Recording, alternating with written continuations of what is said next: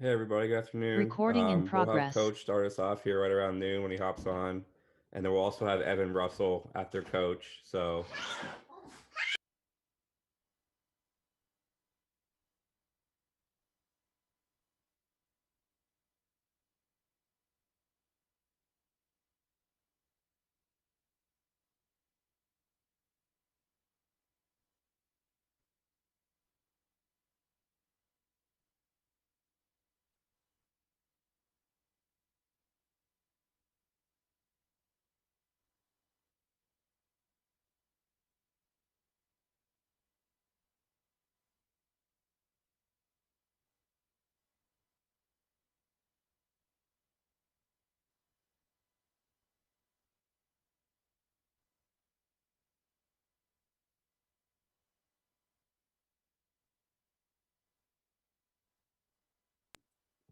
sorry about that. As I was saying, Coach will go first, and then we'll have Evan Russell afterwards.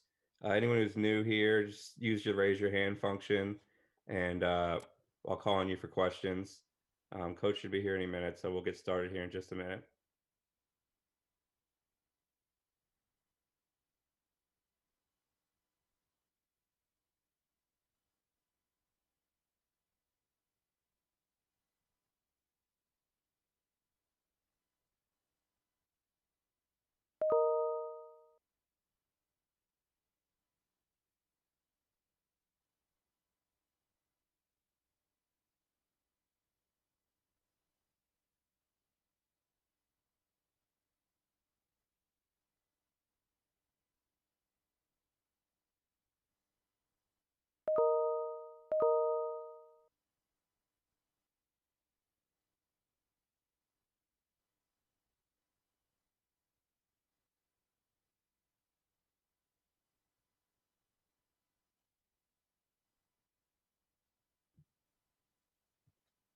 All right, Coach, you hear us?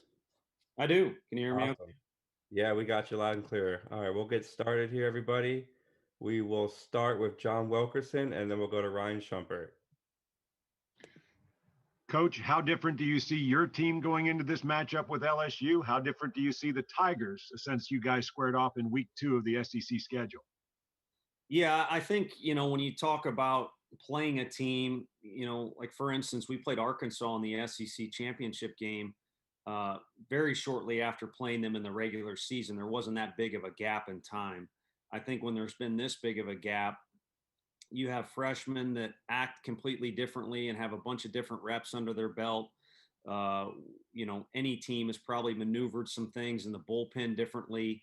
You're never 100% healthy when the season starts, but you probably have differences in how injuries are or minor nicks and knacks guys have to. So I think both programs, or teams in this particular case have evolved throughout the year.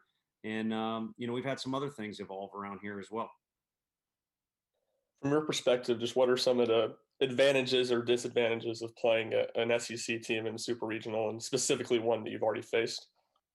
Yeah, when you get down to a deal where it's Oregon versus LSU, the one thing that sticks out is you have familiarity versus unfamiliarity, and a lot of that boils down to our guys who grunt their way through scouting reports. So you kind of at least have a skeleton of what a program style is. I mean, each team in our league has its own kind of brand name, but then you got to update things, and it kind of relates back to the first question answer we had. Things have changed since then, so it certainly won't be the same, but there is a little bit more familiarity. And then if you kind of, probably at the base of your question is what about the competitiveness?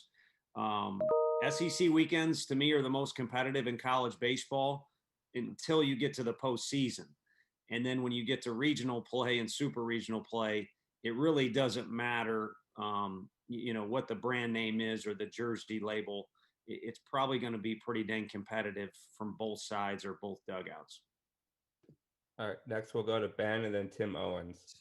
Tony, I got two things for you. First, I wanted to ask about Blade and just kind of what went into the decision to move him to that second game of the weekend slot. And do you anticipate that continuing? And then how much has Rod Delmonico meant to you and been kind of a shoulder to lean on as you've tried to rebuild this baseball program? Sure. with Blade, the SEC tournament, we felt like Will Heflin was in a good position to start game one. And, we ended up looking smart because our kids played so well. If he was able to throw game one, then we thought he could come back and throw on Sunday in the final, which he did. So really it kind of became every bit as much about what Will had done workload wise leading up to the regional. But then, you'd also be crazy to not comment on how Blade, again, freshmen have progressed this time of year, and they're not in school anymore, so they should feel and act like sophomores.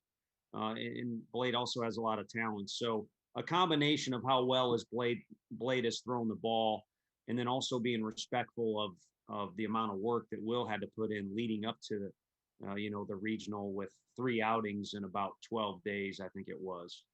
And then Rod's been great. It's funny you bring that up because we'd really like to have Rod throw out a first pitch this weekend.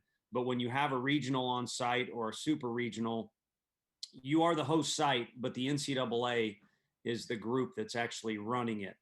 So we don't have that availability or flexibility. But when we first got the job, the vision we had was playing a game big enough here to get Peyton Manning to throw out a first pitch, which he did, or to get Coach Delmonico to come back to the place where he had as much success as any coach that's been here. I mean, it's not enough on the wall or other, we kind of have some things around the locker room, what his accomplishments are. But he set the standard here. And so a big help from his end has just been the blueprint he left behind here. But then some text messages and phone calls have been great too. He's always very positive, but like any great coach, he kind of always has a little nugget that you can put in your back pocket as well. Tony, Paul Maneri made some comments on the radio after the first series, calling Tennessee fans downright nasty. Said the UT players were, quote, not handling things with a lot of class, quite frankly. What is your response to that? Isn't it something that you've spoken to your guys about at all? Yeah, I addressed that weekend. I mean, it's not anything I've spoken to our guys about this coming weekend. About this coming weekend, if it's anything like last weekend, make it that.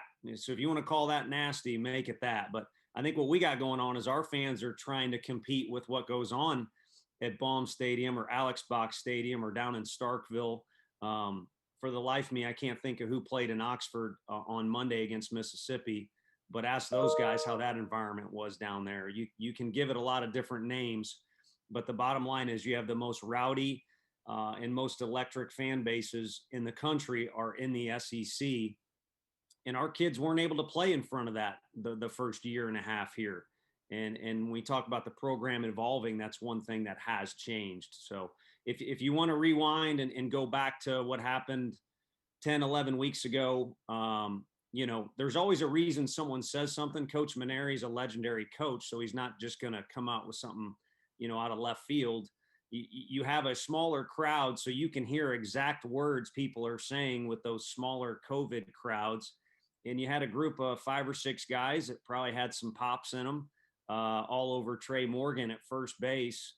And to be honest with you, if you go back and you look at those box scores, Trey Morgan's pretty good to begin with, but they might have even motivated Trey Morgan a little bit because that guy literally could not get out on our field. And then in referencing, our players as far as being classy, I think our guys have done a lot in the community to show that they've got class. The particular instance that went on there is the Tennessee resident that's on their roster, and about 3 or 4 of our guys probably had exchanged words before that moment, but there was a back and forth going on between those guys. But if you're talking about whole team, it's probably pretty evident if you go back in time, our guys have a lot of respect for LSU and the guys they competed against that particular weekend. We'll go to Rick Russo next, and then Wes Rucker after that. Hey, Tony, congratulations on the run so far. Following up on that, certainly one of the storylines is LSU playing for their coach who's retiring at the end of this season. Maybe talk about that and how that might fire them up, but also the fact that you guys are at home. And if the stat is correct, I think Tennessee in regional games at home, 17-5. So I would imagine that can't be understated, the fact that you guys are home this weekend. No, I think our guys feed off the crowd here. It really kind of feeds the mindset that I think is around here of, kind of knocking down the walls, literally, or just improving the program one step at a time. And again, we want our fan base to fit in with the other great ones in this league.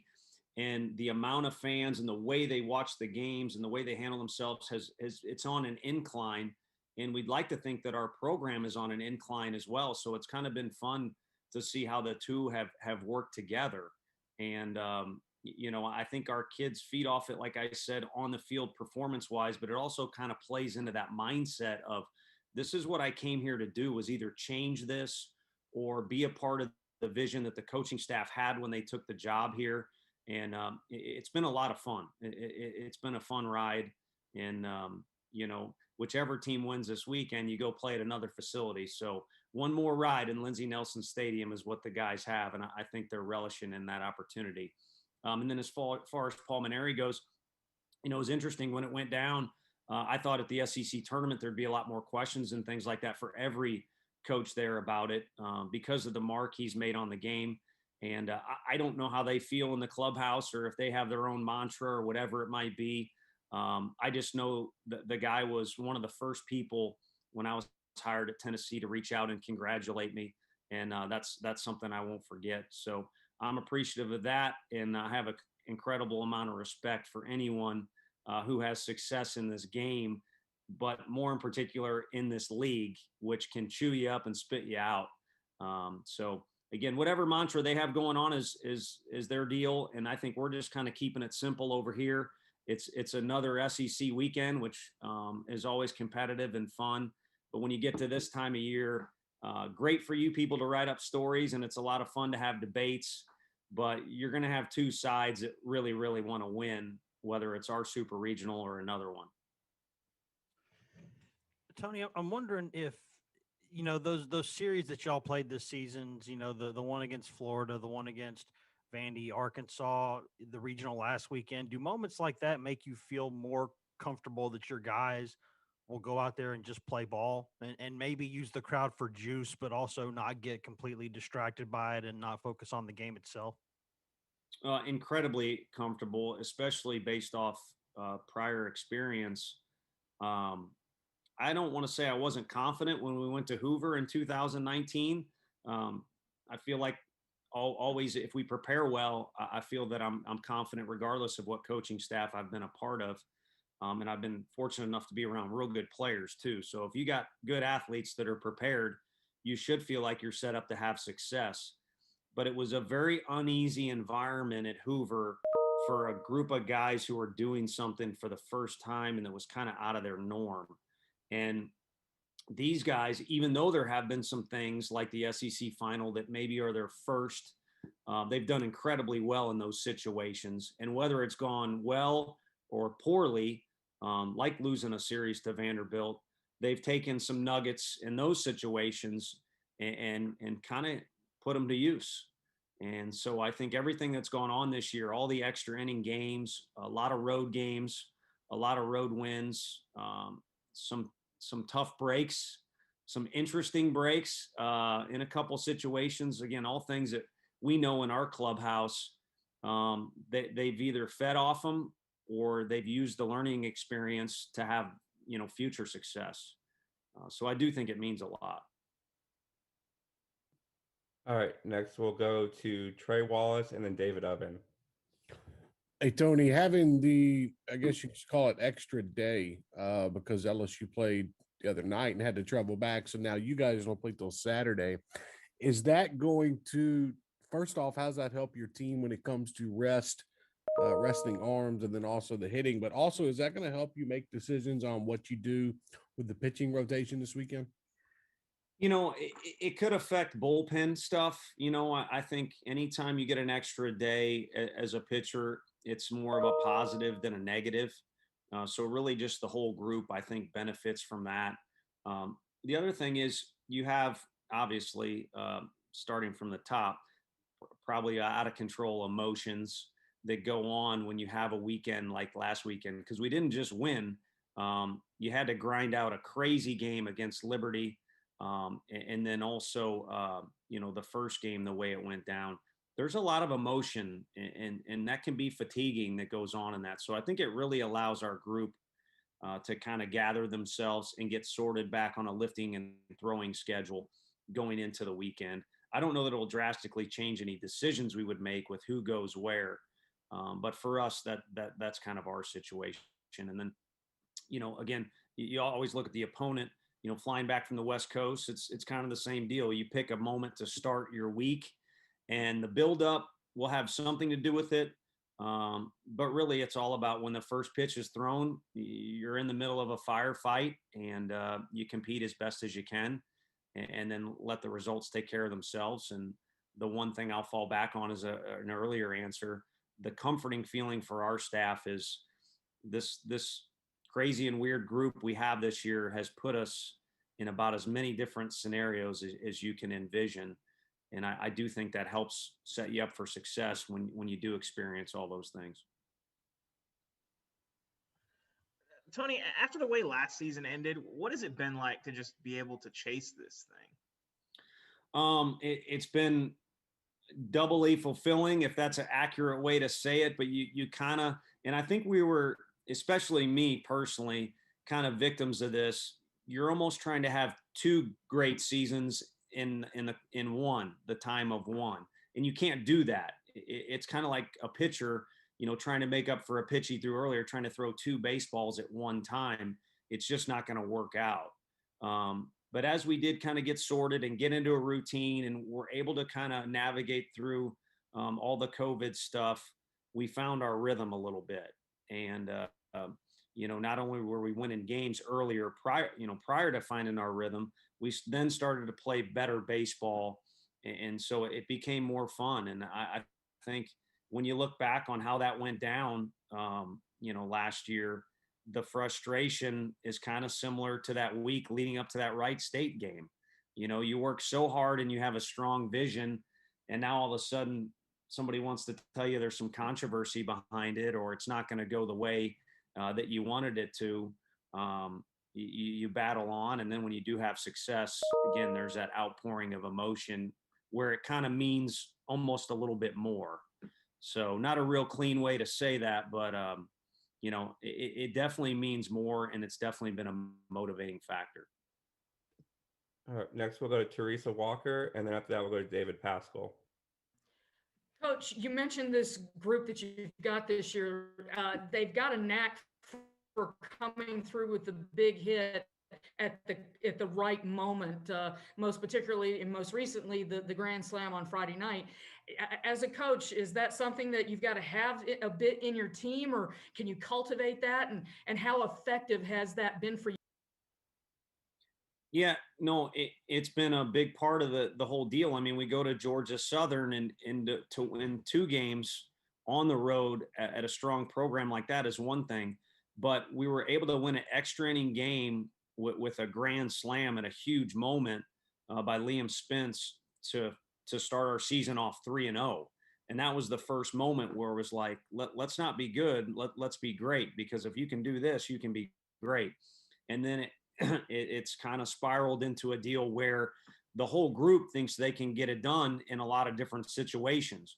And what you see as an individual on any particular day, maybe be the guy or is the one selected to do an interview or had a big hit, but they all seem to be candidates because they all feel just as strongly, the guys in the dugout and the guys on the field, that they can kind of plow through any obstacle and find a way to get it done. And I wish you could cultivate it to the extent that it's arrived this year. I mean, we certainly try and do things to make our team tougher or to think they can get through adverse circumstances, but I just think it's a group thing. They have a little thing about them about finding a way, and sometimes it's not very pretty. Sometimes it is. Sometimes they get overly excited when they do it, which I think they've deserved the right to act that way if something goes well. But however it happens, it's kind of been a find a way group, and I wish I could coach it or go give a speech on it. I'd probably make some money off that deal. But it's kind of been their little deal that they've created. Tony, this is kind of a follow-up to that. Given the number of walk-offs you've had and how every home run now kind of gains in magnitude, do you limit at all home run celebrations for your players, or do you just let them go? Because you obviously coach with a lot of emotion. Yeah, and I mean, I come from a family where my dad was, put your head down and run and don't celebrate, and blue collar and just outwork everybody. And I think it served me well, and I'd like to think that's who I am deep down. But also things have changed a little bit, and my initial or younger reaction to Jose Batista throwing his bat dang near in the other team's dugout is that ain't right, and somebody needs to punch that guy, which actually happened. But the other thing is, dude, as far as he hit that ball in that situation, if you can do that, there's only a few people on the planet. You need to celebrate it. And I don't encourage it. I don't remember a time where I yelled at a guy for doing something too crazy. I guess I have yelled at a couple guys to run down the line, but these kids have earned the right to be who they are, and I think that's why they've kind of created their own little thing. I don't know what the daddy hat is. I honestly have no idea what that is, but we have very high standards, like all the other teams in our league, in the classroom, how they act off the field, how they are as teammates, picking up trash, just little things. And if you check all those boxes, then you get a little bit of latitude from our staff to be who you are. So that's kind of how I feel about it. And if anything, I do remember Zach Daniels. He sent me a great message. I like bringing him up because he's such a loved kid around here. He was a draft pick last year. He was a kid who could hit a ball 5 miles, but he always kind of didn't want to rock the boat a little bit. And part of the deal is to be the best version of you, which Zach became when he was here. Hey man, if you hit it 500 feet, you might want to watch it for a second or smile when you're circling around the bases, because there's not that many people that can do that. And I never really had that attitude as a player, and I wish I could go back in time and have the deal where if Alex Bregman is on your team, you love him, and if he's not, you absolutely hate him. And if Drew Gilbert is on your team, you would do anything to go into battle with that guy and do anything for him in battle. And if you're in the other dugout, you probably don't like the guy. All right, we got time for 2 more guys. We'll go to Travis Brown, and then we'll finish with Dan Harrelson. Hey, Coach, apologize for one a little bit out of left field, but with Jim Schlossnagle getting named to the A&M job today, curious on your thoughts on what he'll bring to the program in College Station and to the conference, and then if there any lessons or part of what you are as a coach that you can remember you learned from Coach Schloss or your time at TCU. Yeah, not being on social media has its benefits and then also not benefits. I had no idea about that till about an hour and a half ago. Someone texted something about it. So, Coach Childress was a guy that I had a lot of respect for as a player. I knew I wanted to coach, and he was kind of one of those guys I would study a little bit. So I'm sure what he's left behind is pretty strong, as are all the other programs in the league. But whoever gets a job, like Coach Schlossnagle will go there, put his own spin on it, and every team is going to be good in the league. And every year the league is going to be really, really tough. And then when I was down there, probably the best thing that happened to me was I met Josh Elander. He was a guy who had that kind of the Kobe Bryant thing for a coach is the dream. Your best player is your best worker. And, he was certainly our most talented offensive player. And he would also wear me out. We'd have to go to the cage every Thursday and be not just for a little bit, we're talking 60 to 90 minutes.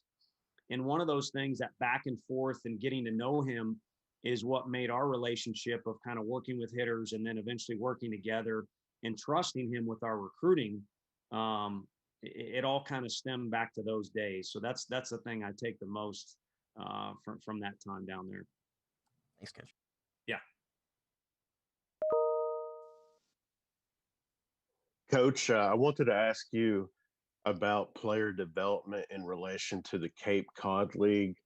I believe you have Drew Gilbert and Jordan Beck on roster as soon as this postseason run ends that will be playing in that. And speaking of One of the coaches in your past, Tim Jamison, that you played for and coached for at Missouri, he mentioned this week it's having players play in the Cape Cod League is huge for competition and just to continue to develop when they do come back for that next season. Just talk about the Cape Cod League and players just getting better from that. Yeah, and I need to reach out to Coach Jay. I'm glad you reminded me. He's an incredible human being, and I owe a lot to him. And I think he's accurate with that statement because it's one of the things we preach to families about the SEC. Come find out what you can do against the best. And because the Cape Cod has a tradition, and also it's where scouts will flock to, and some other things in its favor, you get a strong group of players up there. Now there's some other leagues too, all the way out to the West Coast, that have done a really good job, and there's so many options now for these guys. But that one it's an exclusive club to an extent, and I think the summer is an important time for these kids to go out and play in general. And just when it's good competition, it makes it better. But going back to what I was kind of talking about, it's a time where there's not so much pressure. I mean, these kids, again, I'm trying to tell you earlier, we want our guys to be comfortable in their own skin and be who they are. And if it's something out of line, we think we can correct their behavior. But there's a lot of pressure on them in this deal. Like, if I don't play well, maybe I won't get another at bat or pitch again. And if again, the SEC fans are into this thing. If we don't win, maybe on my Twitter, someone will be mad at me. I didn't do this or that. In the summer, it's a little bit more relaxed, and the kids can experiment. They can kind of pick their teammates' brains that come from other programs. And it's really a time when guys blossom. And speaking of Coach Jameson, I mean, we were able to be around Max Scherzer. I mean, we like to take credit for what Max did, but Max did what Max did. And a huge step for it was in the summer after his freshman year is when he kind of made the jump of being the start of being who he's become. Thanks, Coach. Appreciate your time. Yeah, you bet. Thank you, guys. Have a great week. All right, everybody. We'll have Evan on here in just a second. I think he's pretty much ready to go. So, yep, there's Evan. Make sure we unmute that computer, guys. There we go. Evan, can you hear us, man? I can hear you. Perfect. We got you too. All right, we'll start with questions for Evan. We will start with Ben McKee, and then we'll go to Troy. Yeah, Evan, just what goes into playing a team twice, kind of the unique challenges and things along that line? It's been quite a while since we played LSU. I think both teams have gotten better.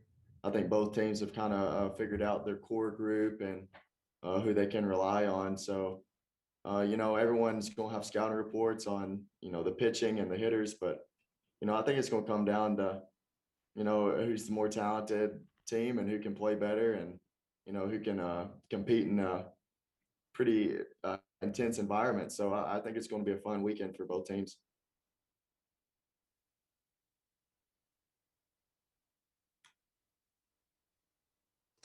Troy, you got us? Can't hear you. You got you? All right, we'll come back to Troy, see if we can get his mic fixed. All right, we'll go to we'll go to John Wilkerson next. Evan, we'll be sure and tell Coach that you did a much better job than he did with today's avail. But I also wanted to know, what was it like in the regional clinching game that you had Will Heflin start and get the win, Sean Hunley get the save, and you record the last out? I know so many guys had a hand in it, but when you look at perhaps the old guard of Vols, that was pretty cool to see so many of the veterans be front and center with such a big moment at Lindsey Nelson Stadium. Baseball can be poetic. Will Heflin, he's pretty much came out of his shell this season. We knew he was a talented thrower, but for him to do what he's doing after an ACL injury, it's pretty phenomenal to see a guy that has put in a lot of time and dedication into a program get the success and the recognition that he deserves. But to be followed up with Sean Hunley. Both of those guys, they're two peas in a pod. They love each other. They spend a lot of time together, and getting them two together around each other, it's like there's going to be a lot of laughs come along the way. So I thought it was pretty awesome to see both of them get the kind of the 1-2 combo in that victory. And I'm going to keep that ball that I caught for the rest of my life, because that's a pretty cool moment for, this program. And, I'm excited to see the next step that this program can take. All right, we're gonna try Troy again. Still having issues, buddy. All right, we'll go to Teresa Walker, and then we'll go to David Pascal. Hey, Evan, this team has got such a knack this year for coming through with the big hit in the clutch moment. You've had at least one or two yourself this year. What is it? What's the feeling when you go into the bottom of the ninth, Friday night, knowing that you need 4 runs to get the win and finish that game and finish the comeback? What's going on in that dugout, and why are you guys so successful at being able to come back like that? There was a lot of guys after the game. They said they could feel that we were going to win no matter what. I, for one, was not like that. I was kind of, pressing a little bit, kind of nervous because, I've went through the regional 2 years ago, and I went in the losers bracket in the first game, and it's hard to come out of the losers bracket in a regional. So I knew how important that game was, and being down 3 runs in the last inning was not a good feeling. And it's pretty remarkable to see the at bats that we put in, in such a high pressured situation. Liam Spence, Max Ferguson, and Jake Rucker, for them to start it off and get on base and find ways with, I guess Pete Durkee as well. It was pretty cool to see them be able to be relaxed and go up there with a good approach and find a way to get on base. But it's easy for people to go in those situations and have high emotions and want to be the guy and want to get it done themselves. But it's the people that have success in those moments are the ones that can kind of relax and pretty much treat it like it doesn't really matter. If you can get your body into the phase of being as relaxed as possible and your heart rate to be as low as it can be, those are the people that have success in that moment. And I think Drew Gilbert is probably as high tense as a person can be in a lot of moments in games. But for some reason, whenever it's a big game and a big moment like that, he does a great job of calming himself down and getting in the box and making adjustments pitch to pitch. So I think that we have a lot of guys that go in there and in big moments we can relax, and I think that's why we find a lot of success in those big moments. Evan, piggybacking on the emotional part of those moments, given the number of walk-offs you've had and how every home run now means more and more, how do you think you guys have handled the celebrations? What constitutes taking something too far? And do you think anything to this point has been taken too far in these big moments? There's a lot of people on social media that don't appreciate the way that a couple of our guys have handled success, but man, it's pure emotion out here. You got 2 teams that are fighting for their lives, basically, fighting for, their programs to stay alive. And, whenever a moment like that takes place, Drew Gilbert will never experience that again, no matter where he's playing in pro ball, what team picks him up, or, even how far they make it next year. He will never experience that moment again.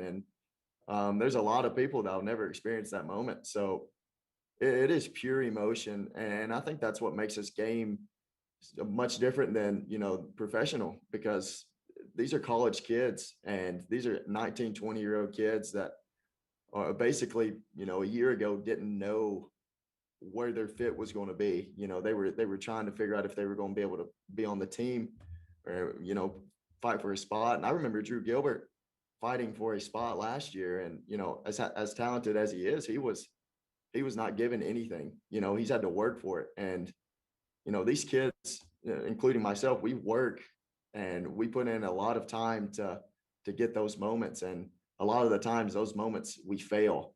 So whenever we find success in those big moments, it is pure emotion.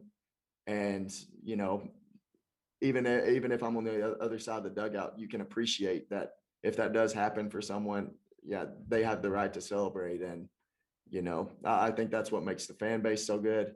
I think that's what makes the competition so good in college baseball, is that these kids are really into the game and they really want to succeed. And when they do, they let everyone know. All right, Troy, you want to give this another shot? Let's do it. We're working All now. right, we gotcha. Yep. All right. Third time's the charm. Hey, Evan, I just wanted to ask you about what you remember about facing Landon Marceau, Jaden Hill, and AJ Labas in that first series against LSU. You know, the LSU staff, it's a pretty talented staff. You know, Marceau, he's legit. You know, he reminds me of Garrett Stallings a couple years ago. He commands his pitches. He's a true competitor, and you know, the numbers speak for themselves. He's a true Friday night guy in this conference, and if you're a Friday night guy in this conference, you're pretty talented. So these guys are going to be wanting to win. We know they've got a bad taste in their mouth from the last time they came here because it was a close series. You know, and I think it's going to be two teams that are going to be competing and trying to fight and trying to win this game and win this series. So I think I do think both teams have improved, and I think, you know, starting with Marceau, I think he's going to come in and try to shut us down. So I think it's going to be a good battle. All right, we'll go to Wes next and then back to Ben. Yeah, Evan, I was going to ask a little bit sort of about what David asked earlier. It seems like not just fans on social media, because they're always going to be upset if somebody, you know, celebrates a walk-off or something. That's just how it is. But even a couple coaches this year have come out and said some stuff about maybe the way y'all compete or how chippy things get. Do you think maybe part of that comes from y'all kind of coming from where you came from as a program, just trying to feel like, you know, you got to scratch, you got to claw, you got to compete to get from where y'all were a few years ago to where you are now? You know, a couple of years ago, there were teams coming in our place, and you know, they would let us know that they were better than us, and there was no fear whenever they came to our place, and you know, and not just fear, there was no respect, and you know, I think that definitely leaves a bad taste in my mouth, and that's kind of why I'm a little chippy at sometimes, but you know, it takes a lot to earn respect in this league, and if you don't have respect, it does leave you a little frustrated, and you know, it's kept a lot of people up at night in this program when we don't have respect from teams and they think they can come in and, you know, pretty much take over our field. So I think the times have changed. I think we've got we kind of brought our big brothers along to the playground to take control and help us out in the fight. So, you know, I think it's time for Tennessee to step up to the fight, and I don't think anybody, including our fan base, are afraid to be the villains. So I think that I think that's what makes this play special, is that starting with our coaching staff and our players, we enjoy getting in a fight, and we enjoy the close games, and you know, we enjoy the competition. Evan, in baseball, do you think there's a clear-cut advantage when facing a second team or a team for a second time in a season, whether it's pitching or hitting? Do you think there's a clear-cut advantage one way or the other? You know, I do think you can get an advantage in those certain moments, because I'm sure the pitching coaches will know the scouting reports on our players, and I think it will be the same for us. But you know, I think it's going to come down to, you know, who can adjust in the game and who can find ways to scratch across some runs, and I think it's going to come down to who can play, you know, better defense. And I think these are going to be close games. I don't see either team really, you know, running away with this series. But you know, that's something that you expect in a super regional. There's a reason why LSU is coming here. They're very talented. You know, they went into Oregon and they handled business. But you know, that was to be expected from this conference, because playing in this conference, you get accustomed to competing and being in big moments, and the more big moments that you're in, the better you learn from them. All right, we got time for two more guys. I get Evan over to practice, so we'll go to Rick Russo and then we'll finish with Trey Wallace. Hey, Evan, talked to Luke Hochaver yesterday, and he's pumped. And what does it mean to you guys, alum and players from all different eras, really excited about what you guys are doing? It really does mean a lot. In a couple of years, whenever I come back here, I don't want it to see, the program going in the wrong direction. So it is exciting to see other alumni be able to have some respect and be proud of what we've done. But I think that Luke Coach-Haver and even Chris Burke and guys like that, they deserve to come back and be proud of what we're doing. And I think it's after the season is over, no matter what happens, I think we can kind of have a little smile on our face that we are building something, and there is something that's happening in Knoxville that we can be proud of. So I think it is nice to have the alumni that come back and be excited for what this program is turning into, and I hope that we are doing them proud. So. Evan, you might have already kind of answered this question in the past couple of weeks, but I wanted to ask it again, coming off Tony Vitello's celebration this past weekend. What does it mean to a team, to you guys, to see the excitement out of him? I know you guys are around him every day, but to see him go into the crowd and react with the fans and running out to you guys and tumbling towards y'all, and just the excitement that the coaching staff has. What does that mean to you guys overall as players looking up to him? I do want to coach at this level one day, and seeing a guy like that have such an impact on his team and the community, it's pretty awesome because that dude, talking about pure emotion, that dude has got it. That dude wants to win, and he wants to win here. And I think it's exciting to see a college coach do things that not many other college coaches do. And personally, I think it works. I think there's a lot of people that, watch the way he coaches and even recruits, and they're like, yeah, I want to play for that guy, because if I was a high recruit, that's the guy I would want to play for. A guy that wants to win, and you can tell he's got our backs in any moment. He was just as happy. And for him to be as the first one out of the dugout on Drew Gilbert's walk-off homer, I think that shows that he's not afraid to show who he really is. He's not afraid of,